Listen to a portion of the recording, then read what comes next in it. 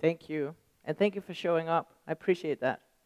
So, this is a talk about what we should have learned from Lord of the Rings. Is there anybody here who does not know the story of Lord of the Rings? Good. I'll make sure to. I I will put it into context along the way, don't worry about it. So, I am from Denmark. I have my own company called Meta Developer because I'm not a developer anymore, but I'm developing developers, so I'm a meta developer. And what I do is that I teach the teachers in computer science how to teach computer science because I used to teach computer science at university, but now I'm teaching the teachers how to teach computer science. But at the moment, I'm actually teaching a new teacher who will then teach the teachers how to teach computer science. So I really live up to my name of being a meta developer. And if anybody saw my talk before lunch, all my pictures were created by AI, but all the pictures in this talk is created by my daughter, who's an artist, but also studying computer science. So a little bit of both. And I think she's brilliant, of course. And what I want to talk about is what we can learn from the Lord of the Rings story. And I want to talk about it because normally when you want to succeed, you look at other people who have succeeded.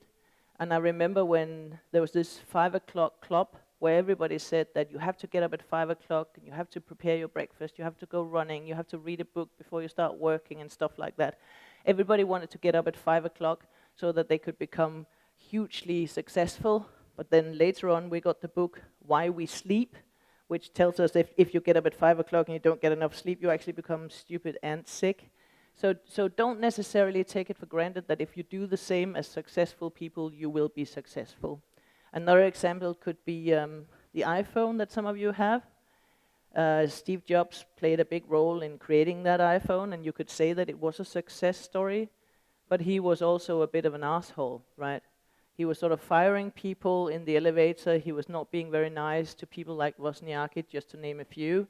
So maybe don't copy Steve Jobs just because you want to get successful, and don't get me started on Elon Musk.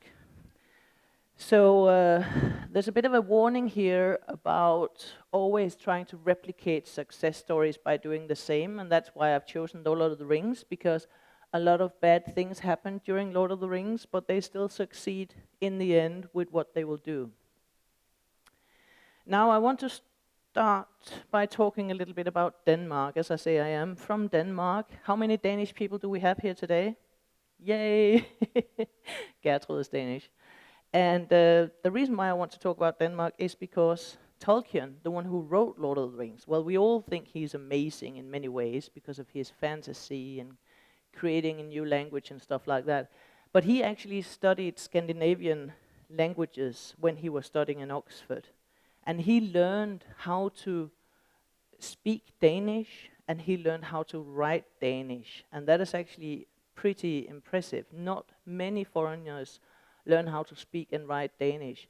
And actually there has been some research about what is the most difficult language in the world to learn. And they did the measurements on how late do the babies start speaking in their mother tongue. And the Danish babies were the one who did it the latest. And there can of course be several explanations for this. Maybe Danish babies are just completely stupid. But that was not the conclusion that they drove from that. The conclusion that they drove was that Danish is a very difficult language to learn. But Tolkien did that, and he was also really interested in Viking history, and he was very interested in how the Vikings sailed around Denmark, Norway, and Sweden to do their raids, and he was interested in the old names that the old Viking kings had given the different parts of Denmark. And so this is a picture of Denmark. Denmark is quite flat, so taking a horizontal picture of Denmark will always look like this no matter where you are. And here is the tip of Jylland. Jylland is the peninsula on top of Germany. That's what we in Jylland call main Denmark. That's not where Copenhagen is, but this is main Denmark. And outside of Jylland, there's a little island called Hjelm. It's called Hjelm because it sticks up. As you can see, it's a very tall island. so we call it the helmet, because you can really see it from far away. And in between Jylland and Hjelm, there is a Hjelm Dyb. This is a very deep part of the sea around Denmark. This is where the Viking ships could sail. So Hjelm Dyb, or Helm's Deep, was a very important part of the Danish Viking history. And Tolkien really liked that name, Helm's Deep, so he sort of used that in Lord of the Rings. When he describes Helm's Deep, it looks like something from Scotland, not from Denmark, but anyway. It was also Isengard, another example of a name that he sort of copied from Denmark, because if we look at this over here, it's quite difficult to see it like that, because as I said, everything is flat. But if this is Helm's Deep, then we have Isgård goes over there, Isengard goes, because Is used to mean iron. So that's the iron farm for some reason. I don't know why, but he's got Helm's Deep and Isengard from Denmark. But that was just me ranting a little bit about Denmark and Tolkien. There is a connection there. What I really want to talk about is this Fellowship of the Ring. So the Fellowship of the Ring was formed because Frodo, here in the middle, inherited a ring from Bilbo, inherited for some definition of inherited. And you can say that in a sense it's like a software project that Frodo inherits from Bilbo. Bilbo he's a bit reluctant giving his project away, but he has to give it away even though he's really attached to it, so he's giving it away to Frodo, and he's not giving the documentation away. And Gandalf has to try to find the documentation, and when he finally finds the documentation, it's written in a really complex language, so he can't actually understand it. And the point of this story is this ring, the very important ring that is also the project. So throughout this talk, I'm going to talk about the ring, and you can think the project, or I talk about the project, and you can think the ring, okay? So I'm going to go through some aspects of software development, and I'm going to use this as an analogy. So Frodo got the ring. He was not thrilled with this project. He was not enthusiastic at all. Actually, he never really became enthusiastic about it. He did some preliminary feasibility studies. He tried to figure out, what is this project actually about? What's the point of it? What are the powers? What are the side effects? And he was trying to learn a little bit about this project.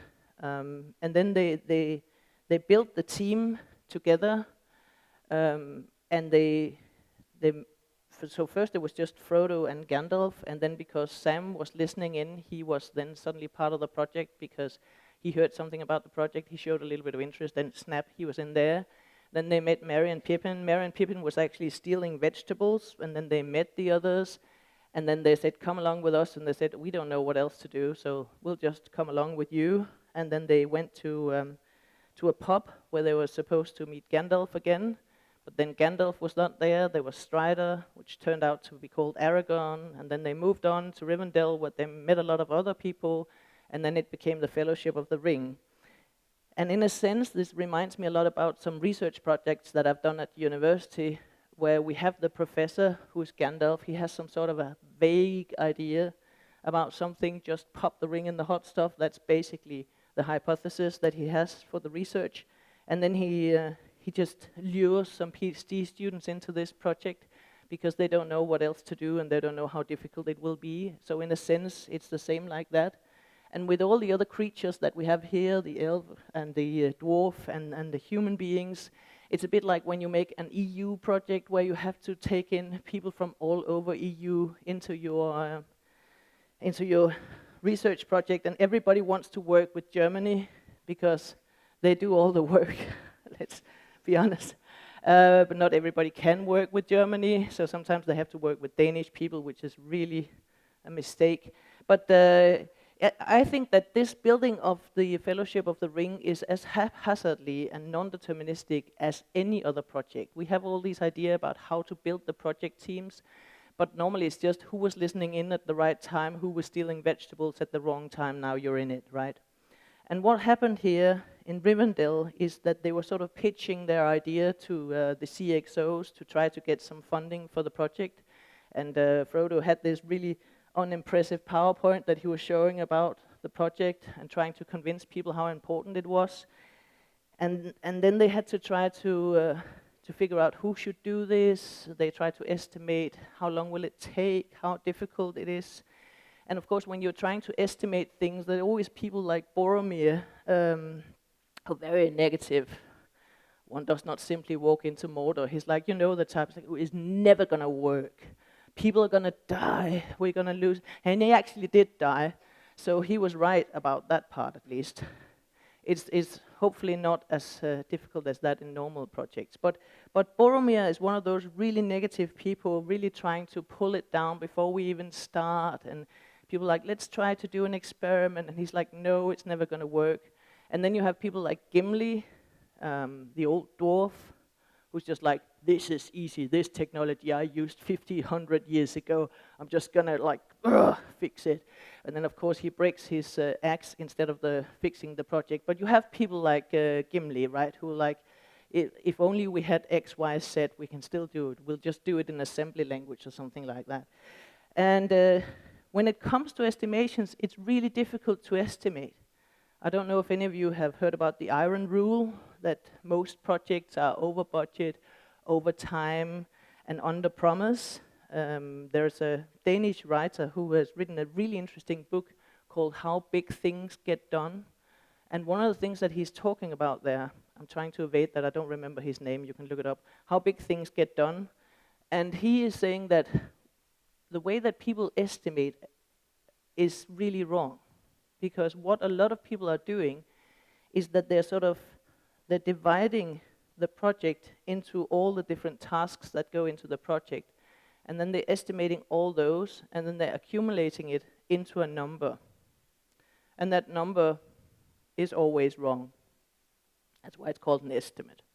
What he says is that it would be much wiser if, when we are trying to do something, that we look at a project that was similar to this, and we look at how much time did it actually take to do this. And then you say, what is the difference between this and this? Is it different people? Is it different technology? Is there more innovation? And then you calculate maybe it's going to be 50% more hard to do and take longer than that, instead of trying to estimate all the different tasks and accumulating it. Unfortunately, that is still what is happening almost everywhere. I was consultant in a company. It was a hardware company, and they were building something. They were building a new thing. If I say what the thing is, it'll be too evident. They were building a new thing, and that thing would be 1.5 times bigger, better, and faster than the other thing that they built, right? Keep that in mind. They had built things like that before, but not to that extent. And I asked them, so how do you estimate how long it'll take? Well, he said, normally this takes about 10 iterations. And when I say iteration, I'm not talking about sprints of 2 weeks. I'm talking about maybe 3-month iterations. It takes 10 iterations. We have to do something. We have to actually build it. We have to try it out in real life. We have to think again. We have to try it out in real life now in the right setting. We have to try it out. So 10 iterations. I said, great. So what are you doing now? And he said, well, this time we're trying to do it with 3 iterations. I was completely puzzled. I said, can you explain the logic to me? You normally take 10 iterations. Now you're doing something bigger, more innovative. And you say, it'll take 3 iterations. How does that work? And he said, we've already sold it. And we don't have more time. And because this thing is so big, all the framework, all the transportation that we build up around it, we already booked that. And if we fail that date to build it, we're going to lose $1 billion. I said, okay, I understand that part of the logic. But how are you going to make it work? And I found out that the way that they're going to make it work is that they're just going to make larger iterations. They just hadn't told the bosses about that. So that's one way of solving it. After I'd worked for a while, I noticed something really interesting about the estimations, because I asked them, okay, we want to spend a lot of time on estimations. Can you please let me see what are the numbers from the last 3 things you built so that I can see how long it took, compare it with the estimations you had? They did not have that. Those numbers they did not have.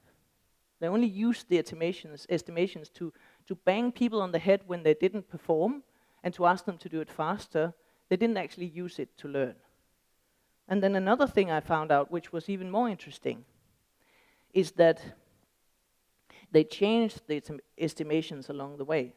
So they had the original estimations, and then and that's, I can see the point in that.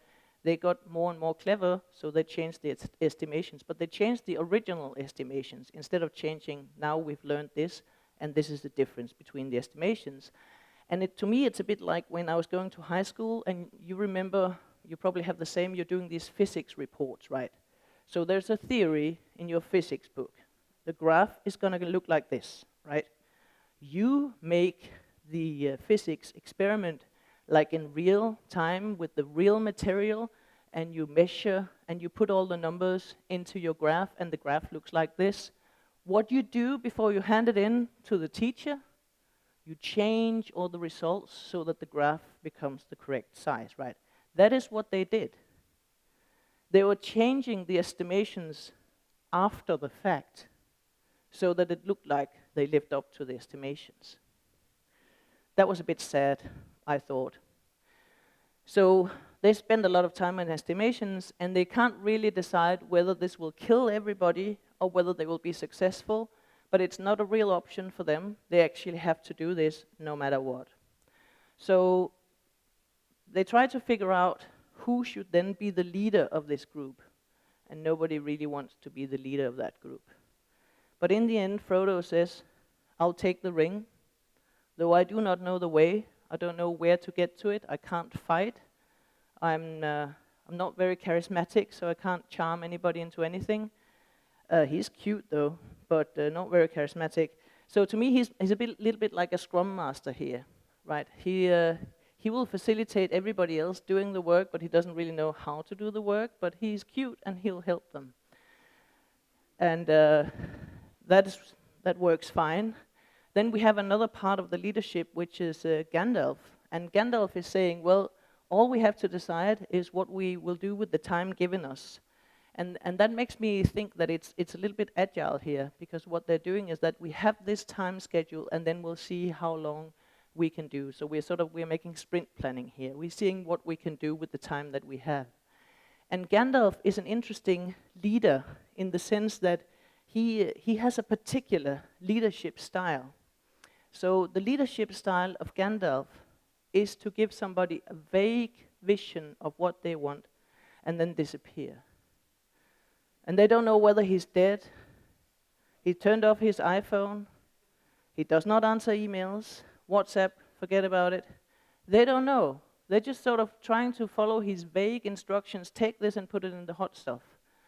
And I've definitely had a manager like that, and it's interesting. I mean, you get to do whatever you want. You work as good as you can. Suddenly they pop up in a meeting. You didn't know they would be there. And they're like, this is right, this is wrong, go in that direction. Like, okay, are they looking at us? What's happening? It's just an interesting way of leadership. And there is, in the Lord of the Rings, there's a different way of leadership as well. Maybe you remember Sauron's leadership. It's a bit different, right? He's not really a hands-off manager. He's more like a hands-in manager. He really wants to micromanage everything that his Nazgul and his orcs do, right? They travel in teams. They all have to report to him all the time. They can never turn off their phones. They can never not answer emails. Even in the weekends, they will have to answer everything. He's promising them all sorts of wonderful things so that they work themselves to death. He knows exactly what he wants, and he tells them exactly what he wants all the time. They can't do anything else than he wants. I was once in a company as a consultant where they had this type of Sauron management. And every time we wanted to do something, this management layer had to say yes, and they had to ask this layer, and they had to ask this layer, all the way up to the top, and then all the way down again. And first, it's like a Chinese whisper. The communication changes on the way up and down, so we can't recognize what it is we should do. Is it the same as we asked for, or something completely different? Plus, it takes a lot of time, and I don't really see the point of a hierarchy like that. That Sauron leadership is not very good. Another thing that happened there was that I was trying to teach them how to be agile. Right? This was in the good old days when it was still hot to be agile. I was trying to teach them how to be agile, and they said, well, please give us your slides, because we need the CTO to accept that you're teaching the right thing. And I was like, really? First, all my slides look like this. It's really difficult to tell what I'm going to say to this picture. You're probably not going to guess what I'll say, which is good in this case. And second, they didn't know anything about Agile. That was the whole point. How could they ever evaluate my slides? So I said, well, if you want to be an Agile organization, then I shouldn't just teach Agile to the people who are coding. I should teach Agile to middle management. I should teach Agile to management. And they said, yeah, let's do that. And I said, great. I have this 2-day course where they get some practical experience as well. And they say, well, that's good. I said, could all management level go on that one? Yeah, maybe 2 days is a bit too much, they say. But they really want to understand this. So they want to be there. And I said, okay, I think I can squeeze it down to 1 day. And he said, that's fine. I'm going to come back to you with a date. And he came back and he said, really difficult with these people, because they have so many meetings. Could you do it in half a day? I said, well, 2 days to half a day. I guess I could. They wouldn't get as much practical experience, but I can definitely get my message through. And he said, that's great. On the day, in the morning, he said, well, these people are so important. And something came up. So you only have an hour. And I thought, okay, let's do an hour, because I sense that they really want to learn this. They really want to understand. So let's do that. So I was in the room with my slides, and they were 30 minutes late because the very important board meeting had dragged out.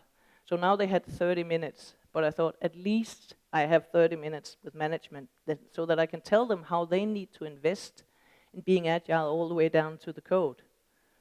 All of them were on their computers. 2 of them were even in a meeting while I was teaching them. So this Sauron way of leadership, where communication only goes one way and not the other way, it's not necessarily killing people, but it's really not feeling very well. So if you are a manager, you should think about whether you want to be a Gandalf or a Sauron, or maybe something in between.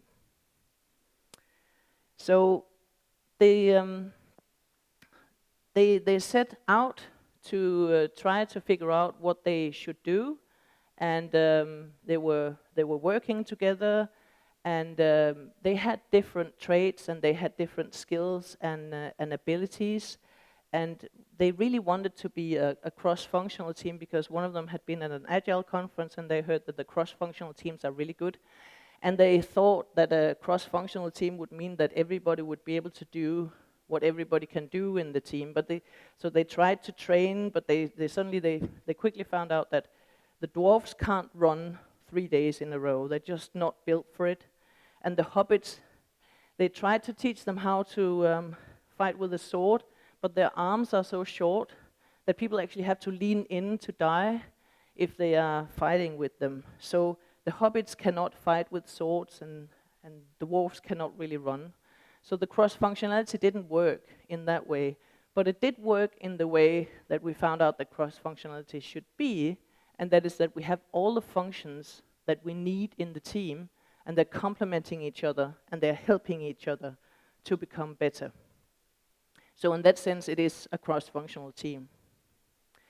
Now they needed to figure out how they would move around to find the hot stuff to put the ring in.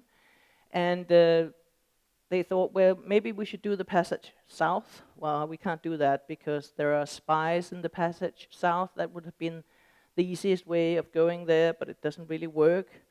And then the Pass of Caradhras, that's what Gandalf really wanted to go over the mountains, but that didn't really work either, because it turned out that the evil wizard was trying to kill them when they were in the Pass of Caradhras. And all along the way, Gimli had been saying, let's go through the mines of Moria, because he knew the mines of Moria from 500 years ago, and they were great. So he thought we should do that again. But everybody just ignored Gimli. I don't know why they ignored him, but in the end it turned out that that was the only way that they had. That was the only technology they could use. So they went in through the mines of Moria, and Gimli was super happy until they actually came in there. It turned out there was nothing but dead bodies and orcs and trolls in there. So that technology was really bad. And I think when I say technology, it's because sometimes when you have to choose a technology, you run into these exact discussions. Some people have some experiences with different technologies from different old projects, and they've fallen in love with these technologies and they want to use them. And it takes trolls and evil wizards to make people make up their minds, to change their minds. What I really like about the Lord of the Rings here is that even though they went along Caradhras, when they found out that it didn't work, they actually turned around and went back again and did the Mines of Moria. Because that sunk cost fallacy is what people sometimes go into, that now we've actually already spent some time and money on this, so we have to move on with this technology. So it's really good that they found out how to change it and how to go back. Another thing that I think is important to talk about is psychological safety, which has become sort of a more hype word. There wasn't much psychological safety in Lord of the Rings. So you remember when one of the hobbits sort of made a lot of noise in the Mines of Moria, and it attracted a lot of trolls and orcs. Gandalf said, "Fool of a took, throw yourself in next time, and then you'll be no further nuisance." And that's not really nice, right? And they're not really inclusive. It's a very diverse team with human beings and wizards and hobbits and dwarves and elves, but they say bad things about each other, right? The elves are saying that men are weak, and Gimli is saying never trust an elf, and so that's not really psychological safety for you. To me, when I think about psychological safety, it is not that people are nice to each other, it is that people are kind to each other. It is that you can be comfortable in an uncomfortable situation. When people are making a mistake, when people are saying something maybe a little bit stupid, it's okay to be comfortable in an uncomfortable situation. And the analogy I often make with psychological safety is, and this is a very cultural thing, so it might be completely different here in Romania, but at least in Denmark, when you start a new relationship, it is difficult to fart in front of your partner. Is it the same here? Yeah, good. And at some point in the relationship, you get to be comfortable with the uncomfortable, and you start to fart together with your partner. And that's psychological safety. And every time I say this, I have a lot of people who come up to me afterwards and say, that's actually not happened to me. It's just you who's weird, I know. But I think it would be a good idea for many reasons to have that kind of psychological safety where you can be comfortable in the uncomfortable. And if we look at the people or the creatures in the Fellowship of the Ring, even though they are inclusive and they are diverse, it's still sort of 9 white blokes, right? So they don't have that much of diversity here. Now, what happens also when you're going through a situation like this, Nazgul, orcs, trolls, Balrog, you lose the money, there's a war sometimes somewhere, things are going bad. These things happen, and it's just important that you think about it when you start the project, that these things will happen, and how might we react to these things. Because if you have thought about it before, so some sort of risk analysis is always a good idea, so that it doesn't come as a surprise that things are going really bad. But in the story Lord of the Rings, the poor hobbit Frodo here is becoming more and more damaged by the ring. You can see in his eyes that they're starting to get the color of the ring. He both hates and loves the ring. He's found out how wonderful it is, what it can do for him, but he's also found out that it's probably killing him a little bit. And in a session with Boromir, Boromir actually gets killed because they get into a fight over the ring. So the ring it's really difficult if you don't share things with each other about things. And that's why I would say that they should have had retrospectives in Lord of the Rings, because if they had retrospectives, then they would have learned from Frodo what the problems are with the ring, and maybe Boromir hadn't died. So you should have retrospectives so that Boromir doesn't die. It's really important. On the other hand, was it Merry or Pippin who fell into one of those online meetings with Sauron? And Sauron really loves the online meetings, right? You never know when he's there, when he's not there. They just start, they just end, right? He loves online meetings. So Merry or Pippin stumbled into one of those online meetings, and they asked him what he knew, but luckily he didn't know anything at all, so he couldn't tell anything. So maybe in that particular moment, it was good that they didn't have retrospectives, but I think it would have saved some people if they had them. Now, at some point in Lord of the Rings, the Fellowship of the Ring splits into several teams. And splitting teams into sub-teams sometimes feels frightening, sometimes feels bad, but it can actually be really good. I don't know if anybody have read the book by Heidi Helfand about dynamic teams. One of the patterns she has about teams is called grow and split, which explains how a team grows and then how does it split in a good way. And Rachel Davies, who's also worked a lot with team building, has given this picture to Heidi Helfand about a team that she had that had to be split. And because they all knew Lord of the Rings, she built them a cake, and she put the little figures on the cake, and then she could cut the cake into the different pieces. And this is then the piece with the Frodo and Sam, and then there were some other pieces with the other people from the team that got broken up. And that reminds me a little bit about this team topologies by Pai. It was also mentioned in the keynote this morning. How many of you know about team topologies? How many of you would be able to explain the different 4 teams and team topologies? But you will after this slide. Because, they should have thought about this in the book. So, Frodo and Sam, what kind of team are they? They are the stream-aligned team, right? They're moving the project forward, they're moving the ring forward, they're trying to put the ring in the hot stuff. So they're moving, they're stream-aligned to what they're doing. Then we have Gimli, Aragorn, Boromir, and Legolas. What are they?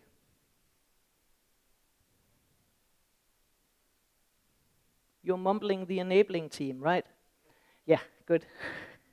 So they're the enabling team. They have the muscles that the streamlined team don't have. They have the time that the streamlined team don't have.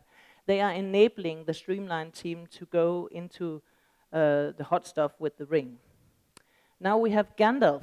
What's he? That should be easy. Come on.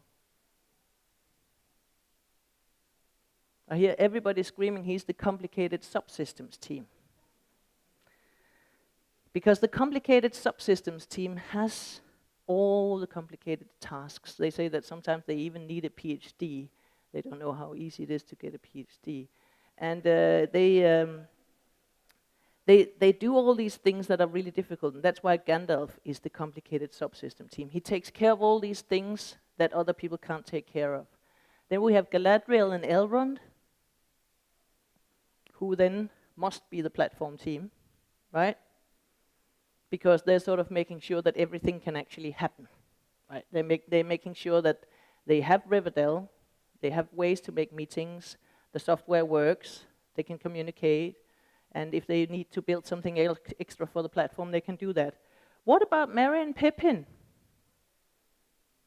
We got 4. What about Merry and Pippin? They're nowhere. And I think that's the big mistake. with the team topologies is that Merry and Pippin are these nice guys that spread positivity, laughter, humor. I'm sure they're baking cakes and they're telling people, they're noticing when people have had a haircut and stuff like that. They're very nice people. You can laugh with them. They should be part of the team topologies as well. I normally call them the glue of the organization. The glue of the organization is an extremely important role that people often neglect. And even if you are part of this team, you think that you are valueless.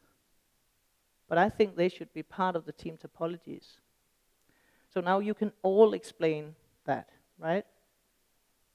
I see nodding everywhere. It's very dark, so I can't actually see anything, but I'm expecting it to be. And why is it important sometimes when you grow a team to split it? Why do you need to divide a team?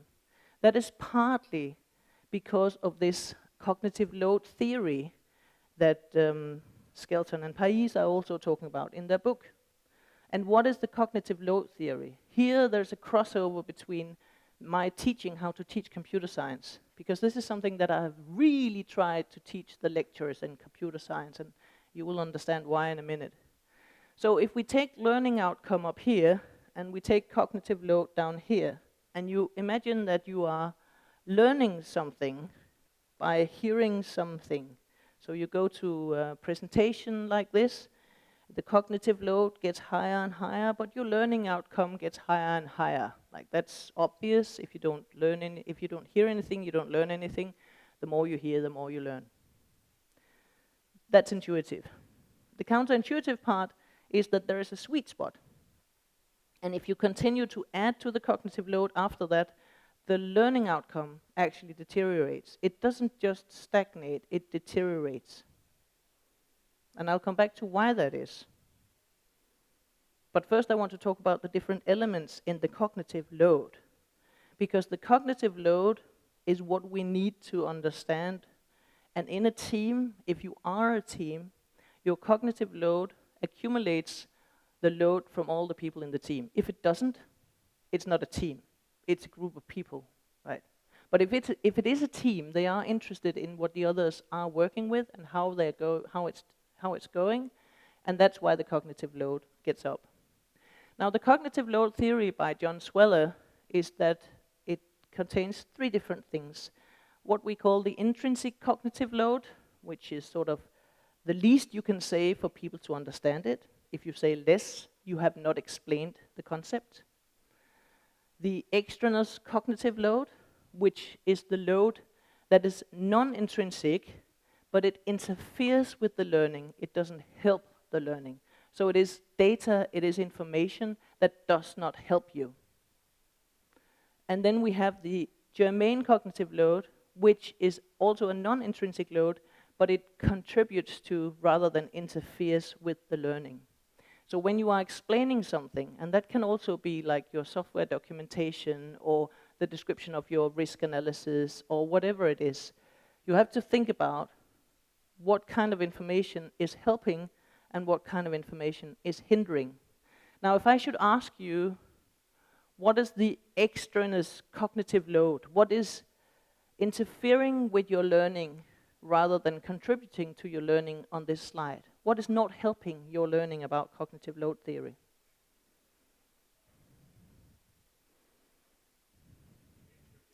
The picture of the guy. That does really add nothing apart from extra data that your brain has to work with, and your brain will work with it because it's on the slide. You could also argue that the year he was born is also not that important to your learning.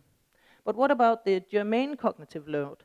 What is helping rather than hindering your information? Yeah, the graph. What's the intrinsic cognitive load? The text. And this is interesting, because when I talk to students and when I talk to people at conferences about this, there's a difference. Some people feel that the text is the intrinsic load and that the graph is the extraneous load. Other people find it the other way around. And that's something to do with how your brain takes in information easier. Is it a graph or is it a lot of text? So that's also interesting. But why is this interesting for teaching, and why is it interesting for teams? It's obviously interesting for teaching because you have to think about what you put on your slides. But it's also interesting for teams because there is so much data, there's so much communication, and you have to think about how much you have to actually take in. All these different Slack channels or Teams channels or WhatsApp channels. Some of them are good, but some of them are just too much information. And if you have a lot of Slack chats about nothing, which can be nice, I'm not saying that, but it actually becomes this extraneous cognitive load. So what you want to do is you want to minimize the extraneous cognitive load and maximize the germane load. And the reason why you want to do that is because the way that we learn things, if you go for this, the cognitive architecture called SAW, it's just a model of how we learn, so there are different models, but this is the one I'm teaching after, is that when you hear something, when you get some cognitive load in your hearing, you're seeing, you're touching, whatever, you get some data, what happens is that it is in the working memory that you learn something, you put new associations, you correct things that you already know, and then you encode it into your long-term memory as patterns with automations. And whenever you hear something new, you retrieve the pattern that fits with this, you change a little bit, and you encode it back into your long-term memory.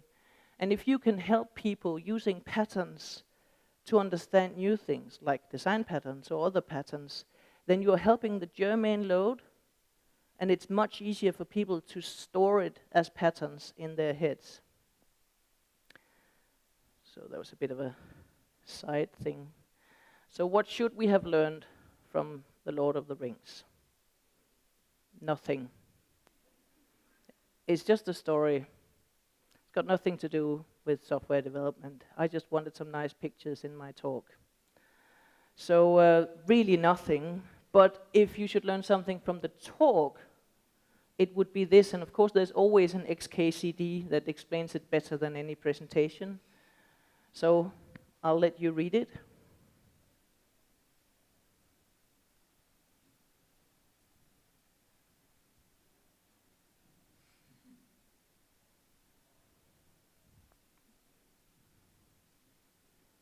And that's how it is. If you just try to replicate what successful people have done, it probably won't help you. You'll just lose a lot of money because you're not them. You can be inspired, but don't just replicate what they're doing. And then I wanted to just end the talk with, please buy my book. Thank you for your time. Thank you.